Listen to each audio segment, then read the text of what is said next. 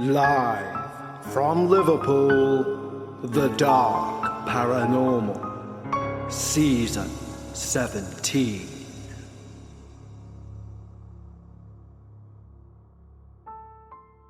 Hello everyone, and welcome back to the start of our second half of Season 17 for The Dark Paranormal. And forgive my voice for this episode, it appears I have a touch of laryngitis, but I'll make sure to edit anything which is too obscure out. As ever, a huge thank you to everyone who reached out following last week's episode, Possessed Home, Possessed Life. And there were so many of you who did, so thank you so much for interacting with the show. Don't forget, if you want to get in touch with the show, email contact@thedarkparanormal.com. And that's the same email address to use if you do have your own personal paranormal experience that you'd like to share with the show and our listeners. Today's experience is one of those which doesn't necessarily have all of the tropes of shadow people or things flying off walls, but it's certainly one that stuck with me from the moment I read it. And it's one that keeps coming back to me when I think of certain things or throughout my day. So hopefully it will do the same to you. Because it's not that we give ever a category to the type of stories or experiences that we share, but if we did, this would go under the no clear reason for this type of haunting. And it's these type of stories I enjoy the most, ones which have no explanation. Or should I say at least no explanation that either I nor the submitter are aware of. But before we get into today's experience, we need of course to say a huge thank you to our wonderful team over on Patreon. When you sign up to our Patreon, not only do you receive every episode on this feed, both ad-free and before anyone else, but you can also receive exclusive access to our Patreon-only podcast, Dark Bites, which is released each and every Sunday of the year, irrelevant of a season break, and there's currently well over 60 hours of Patreon-only material for you to go and binge. But sincerely, and I say it each time, but it's true, the best thing about the Patreon community is that, the community. In my opinion, and like yourself, I've probably joined many a group, it's the least toxic group in regards to people interested in the paranormal I've ever come across. It's supportive, it puts down nobody's ideas, nor stories, nor theories. It's a wonderful place to exist. And I get the absolute pleasure of presenting that episode each and every Sunday to our wonderful team at Patreon. So why don't you join us? We'd love to extend an invite just for you. Simply head over to patreon.com/The Dark Paranormal.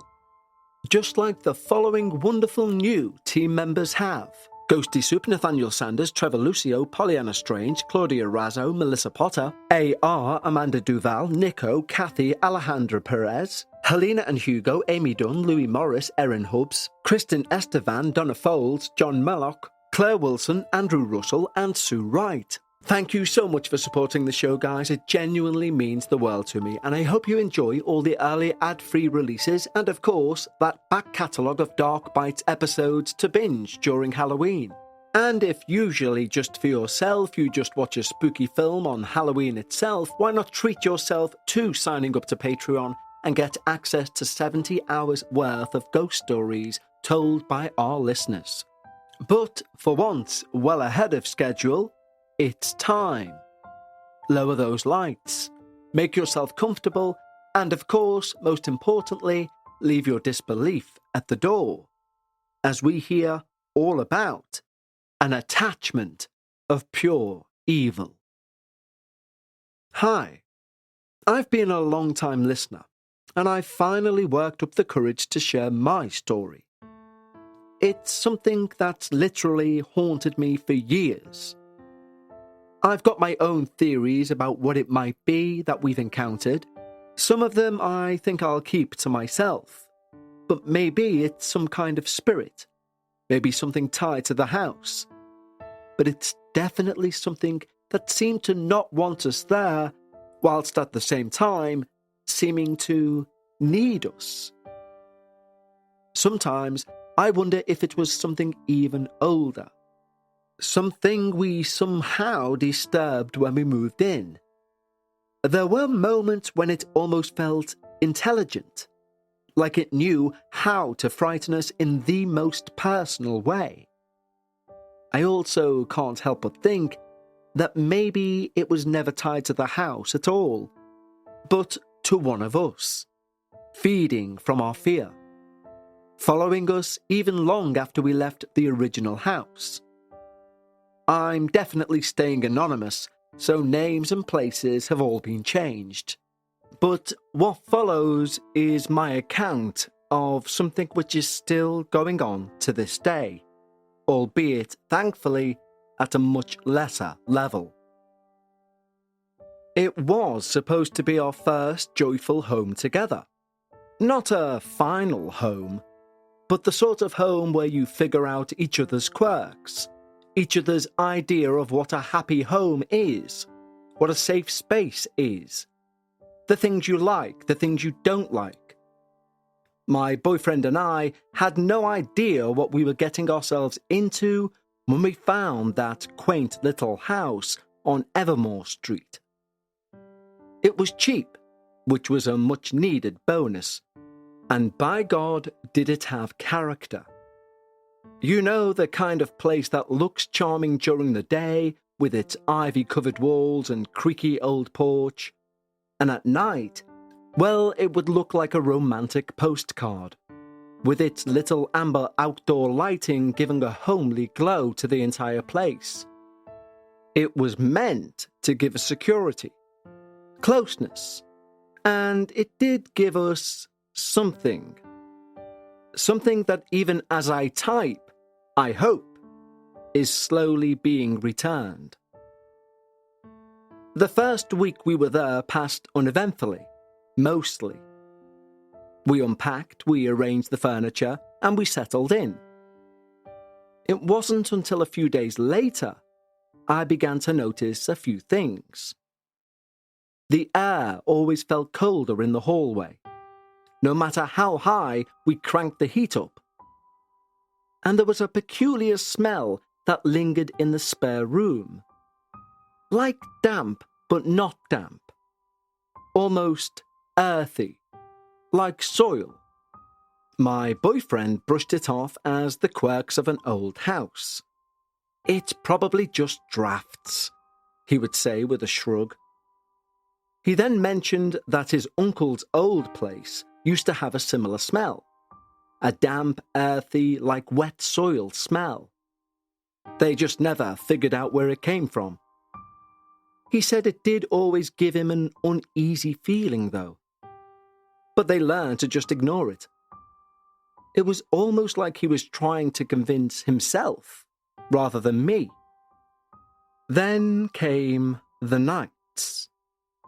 The first night we moved in, we did hear scratching.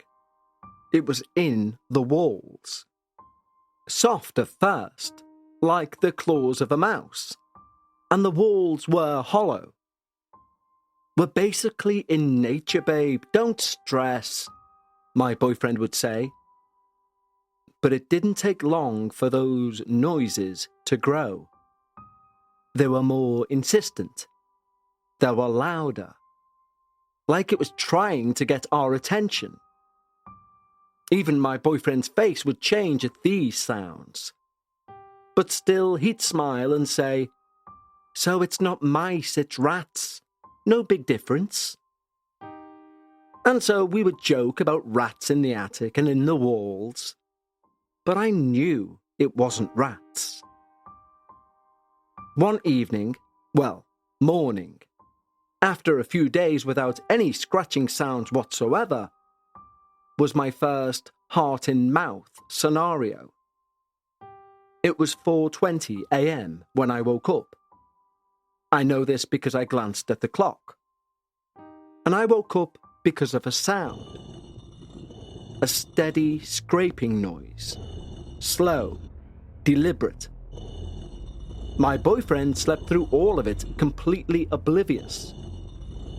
On and on it went, until I couldn't take it anymore. I had to go and investigate. I got up, I crept to the door, and I slowly opened it. The hallway stretched out into the darkness, but the air felt thick. Like there was a weight to the air itself. Like I was intruding on something in my own home. I called out a very soft, very low, almost not escaping my lips, "Hello?" Nothing. Just silence.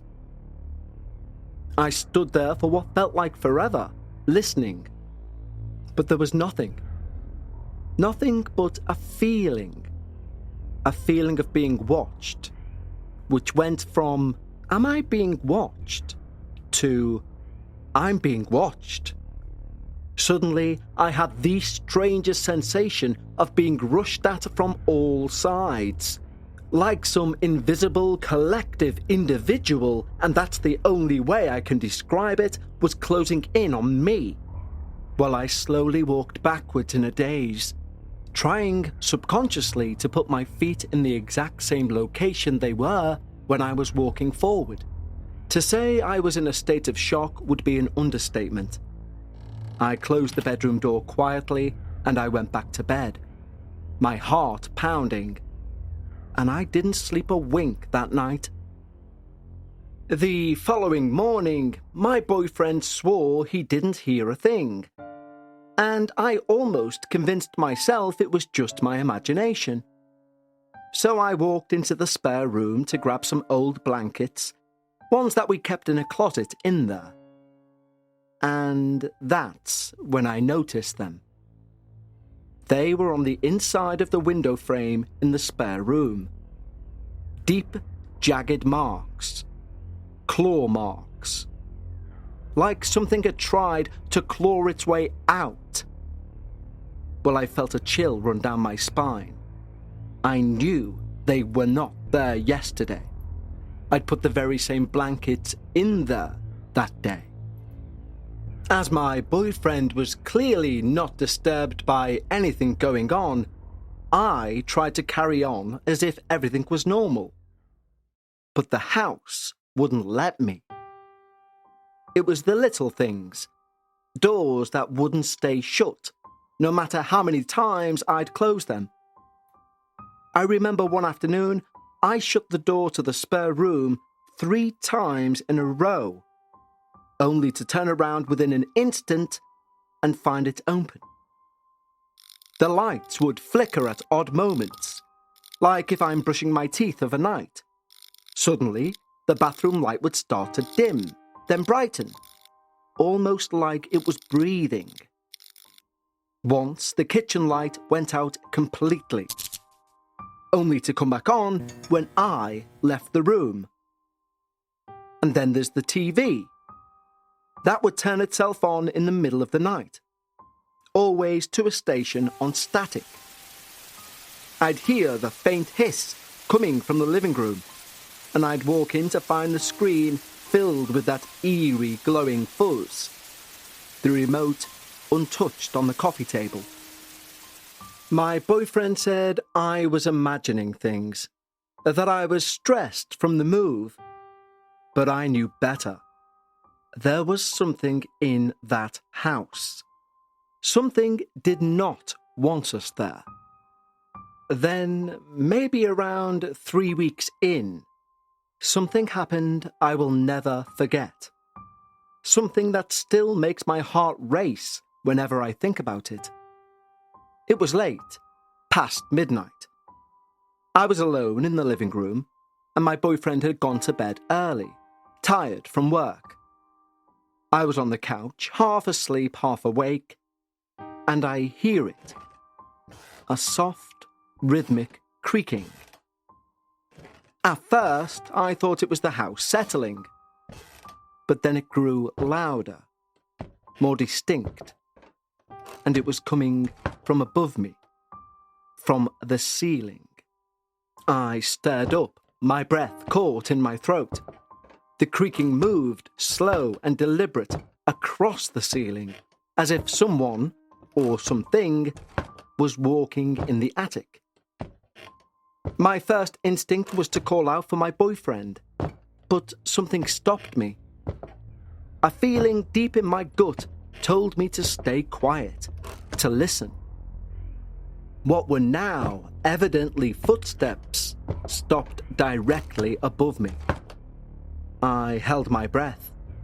Every muscle in my body tensed. Then there was a sound. A low, muffled thud, followed by another and another.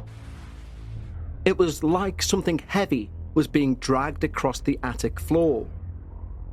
My eyes were glued to the ceiling. I could feel my heart pounding in my ears. And then, as suddenly as it started, it stopped. I've no idea how long I sat there, frozen, waiting for something else to happen. Eventually, I forced myself to move, to get up, to go to the bedroom. I didn't tell my boyfriend. I mean, what could I have said? There's someone in the attic. Something walked and dragged things around in the dead of the night. I don't think so. The next day, I tried to convince myself it was just a dream. And I walked into the hallway, and I noticed something that made my blood run cold. The attic hatch, which had always been flush with the ceiling, was now slightly ajar. I could see the dark gap, just wide enough for something to slip through. Note I say something. I do not mean wide enough for someone.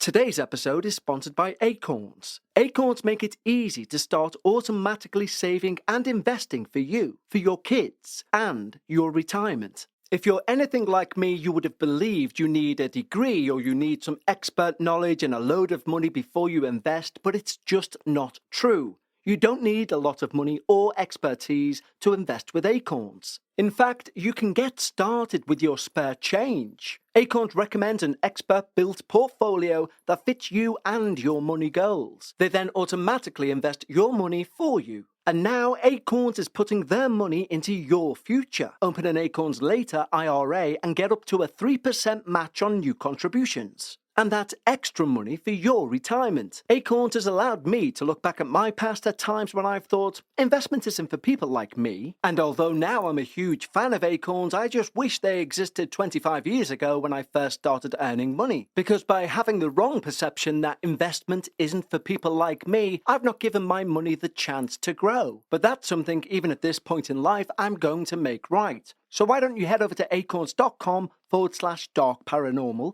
or download the Acorns app to start saving and investing for your future today. Paid non-client endorsements. Compensation provides incentive to positively promote Acorns. Investment involves risk. Acorns Advisors, LLC, an SEC-registered investment advisor. View important disclosures at acorns.com/Dark Paranormal. Today's episode is sponsored by Acorns. Acorns make it easy to start automatically saving and investing for you, for your kids, your retirement. You're probably thinking, I need surplus money to invest, but you don't need a lot of money nor expertise to invest with Acorns. In fact, you can get started with just your spare change. Acorns recommends an expert-built portfolio that fits you and your money goals, then automatically invests your money for you. And right now, Acorns is putting their money into your future. Open an Acorns Later IRA and get up to a 3% match on new contributions. That's extra money for your retirement. If you're anything like me, you always thought investing's what other people do. Other people who know what they're doing. Well, that's where Acorns come in. They do know what they're doing on your behalf. And they're also putting their money where their mouth is, because as mentioned earlier, open an Acorns Later IRA and you'll get up to a 3% match on new contributions. So head to acorns.com/Dark Paranormal or download the Acorns app to start saving and investing for your future today. Paid non-client testimonial. Compensation provides incentive to positively promote Acorns. Investing involves risk. Acorn Advisors, LLC, an SEC-registered investment advisor. View important disclosures at acorn.com/Dark Paranormal. I pushed that hatch closed, my hands shaking, and I tried to forget about it. But the next few days, things started happening that I could not ignore. Objects weren't where I left them. My keys would disappear from the kitchen counter, only to turn up in the spare room. The faucet in the bathroom would start running on its own. The hot tap, but the water would be ice cold, despite no issues with our hot water supply. I began to feel like I was losing my mind. One evening, I came home from work to find the front door open. Now, I'm not stupid. I was certain I'd locked that door before I left. My boyfriend, who was with me, insisted it was just a mistake I'd made. But I could also see the worry in his eyes. We checked the house together, room by room, but nothing seemed out of place. But still, I couldn't shake the feeling that we were not alone. The following night, I was in the kitchen, washing dishes, and I hear a noise from the spare room, like someone shifting their weight on old wooden floorboards. I turned off the water and I listened, my hands still wet and soapy. The noise came again, followed by a faint creak. I took a breath and I walked down the hallway, keeping my footsteps as light as possible. The spare room door was closed, but as I reached for the handle, I hesitated. My heart was pounding, and every instinct told me to turn around and run. But I couldn't. I pushed the door open, and the room was empty. The only thing out of place was the window, which was open once more, the curtains gently billowing in the cold breeze. I watched for a moment or two, and then I walked over, shut the window with my hands trembling, and I backed quickly out of the room. I tried to tell myself it was just the wind. The latch must have been loose. But I knew it wasn't true. Something was in that house, and it was getting stronger, bolder. The breaking point came a few nights later. My boyfriend was working late, and I was alone in the house. I'm sat on the couch, distracting myself with a book, when I hear the attic hatch creak open. I felt my stomach drop. I felt a wave of nausea wash over me.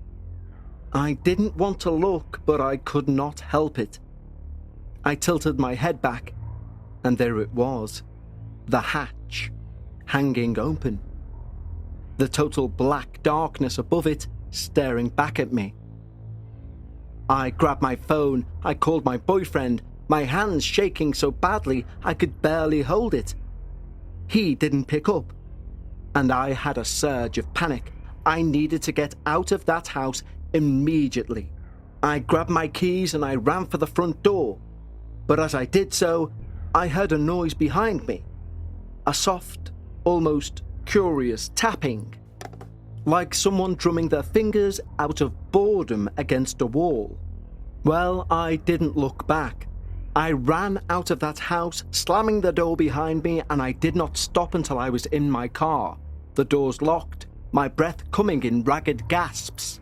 I sat there, staring at the house, half expecting to see something or someone staring back at me from one of the windows. But there was nothing, just this dark, empty house. I waited until my boyfriend got home, and I told him everything in the driveway. The noises, the open hatch, the feeling of being watched. He didn't argue. He didn't try to tell me I was imagining things. He nodded. His face was pale. And he said, "We're leaving." I could tell from the look in his eyes that there was more. There was something he wasn't telling me. Why the instant agreement? Why no jokes about wildlife? It was as if he'd seen something himself, something he couldn't bring himself to talk about. Regardless, we packed up that night, throwing only our essentials into boxes, and I genuinely mean essentials. We left so much behind.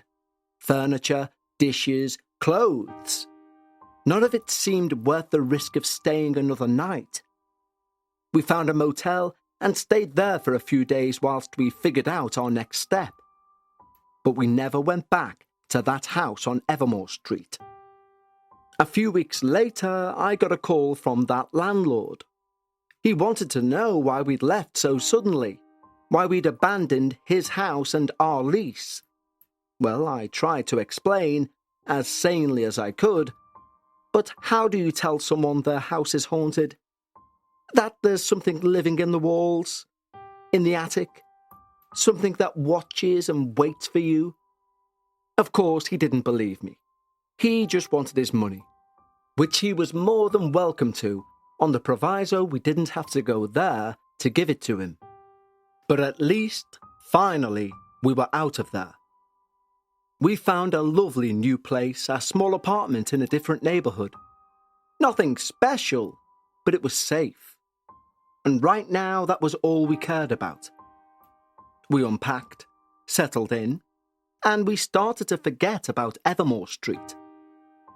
But clearly, something hadn't forgotten about us.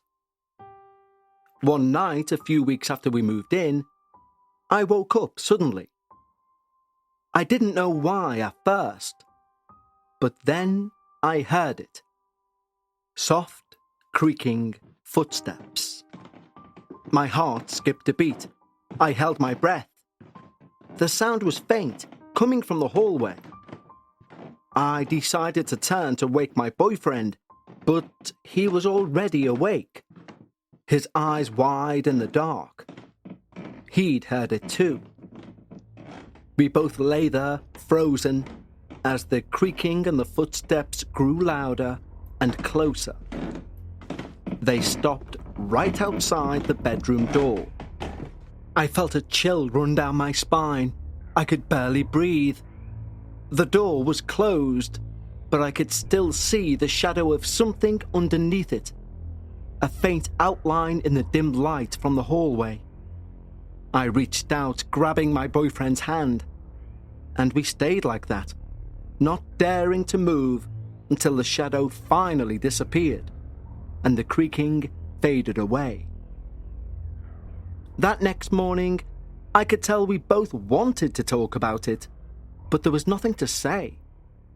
We mumbled apologies to each other when we got in each other's way to make breakfast, both our minds playing over the previous night's events. We both knew what we heard and seen. We both knew where it had come from. The house on Evermore Street. Somehow, that thing had followed us. I don't know how, I don't know why, but I knew it was the same thing. The same feeling of being watched, the same sense of unease, that strange scent of earth in the air. Not long after, it started its old tricks. Small things at first. Doors opening just after you'd shut them, lights flickering, the TV turning on to a static channel. Everything like before. It was kind of letting us know it was the same being.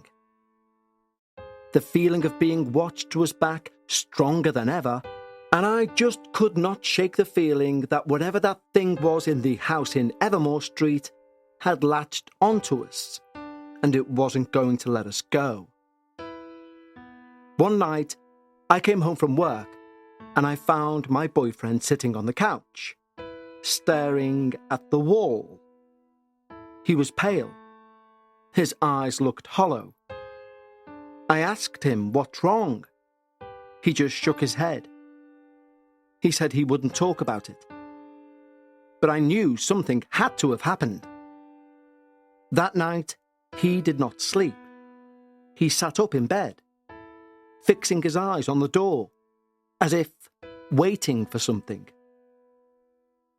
A few days later, I found him once more, in the spare room, stood by the window as it was open, and the curtains again fluttering in the breeze. And he was just stood there, staring out into the night. I called his name. He didn't respond. I walked over and rubbed his arm, and he kind of flinched, like he hadn't even realized I was there. He looked at me, his eyes wide and terrified, and he said, "We need to leave. It's not safe here." You'd think I'd question him, or even, as a better person would do, maybe try and console him. Instead, I turned on my heels and I went and got our two largest suitcases. I won't lie, a part of me was excited that we were leaving this place. Where? I didn't care. The loose ends that would need, no, I'm sorry, there's that saying, some things are more important. And believe me, if you've ever had the bad luck enough to go through what we went through, your priorities change pretty fast. We left once both cases were full. Again, we didn't have a plan. We got in that car and we drove. We left everything else behind.